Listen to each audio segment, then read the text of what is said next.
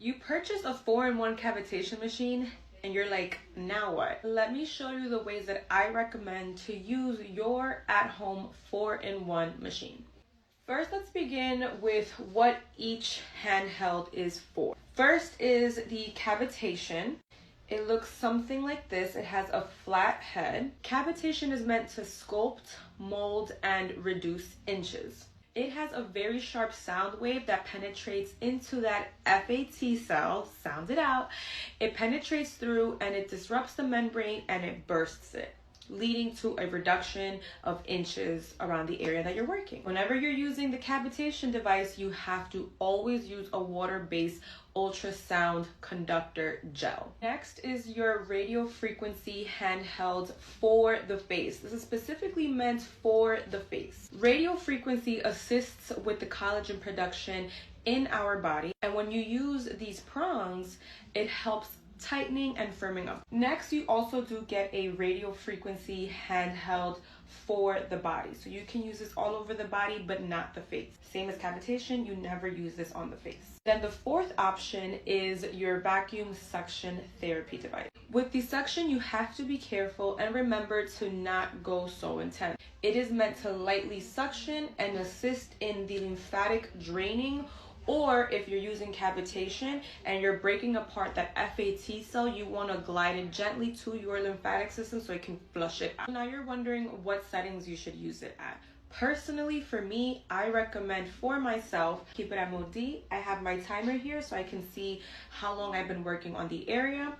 Then I also like to go by settings. So setting 1, 2, 3, I like to use on the arms. 4, 2, 7, I'll use on the abdominal area, the back area.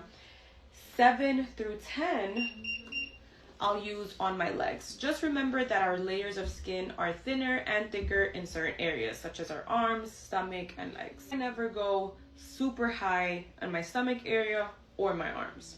And you always want to stay consistent in the area that you're working. So depending on the area that I'm working or the side, I usually stay anywhere from 5 to 10 minutes working on the area, and then I move on to the next area that I want to target. Now for radio frequency, if I'm going to use the body side, I keep it on mode A. You have your timer, and then 1 to 3, I'll keep it around my arms. 4, 5, and 6, even 7, I'll use in my abdominal area. 7 being the highest for my abdominal area or my back, and then 7, 8, 9, 10 will be on my legs. For the face, this is the one that you want to specifically only use for the face. I also keep it at mode A.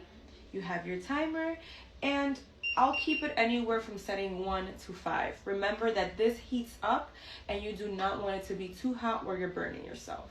And whenever you are using this, you need a conductor as well to glide.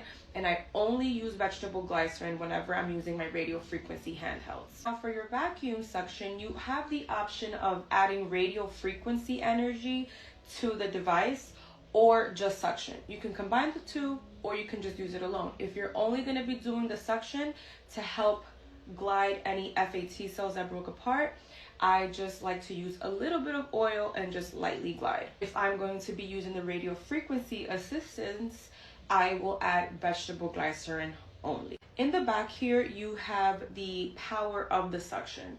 So if you're using the specific device, the bigger the circle, the less the suction is. Smaller the circle, the higher the suction is going to be.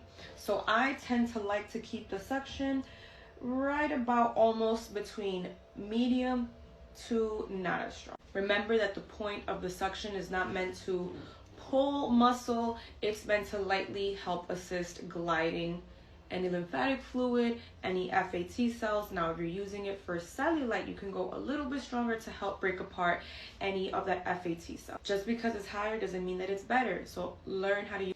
That is how I use my 4-in-1 machine on myself.